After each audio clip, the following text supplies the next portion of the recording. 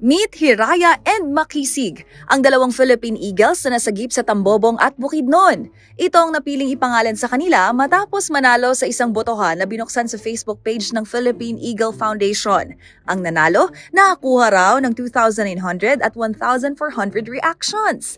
Ang mga nakalaban ng pangalang Hiraya na nangangahulugang fulfillment of dreams, representing aspirations coming to life ay Liwanag, Tala at Mutya.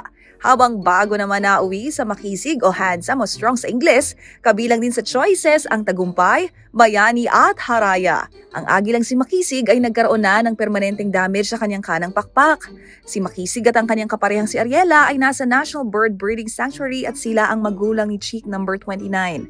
Habang si Hiraya na may sumailalim noon sa wing amputation at nasa pangangalaga ng Philippine Eagle Center. Kasabay naman ang Philippine Eagle naming ceremony na ginanap sa National Museum of Natural History, itinaos din ang screening ng dokumentaryo na pinamagatang To Save Our Eagles.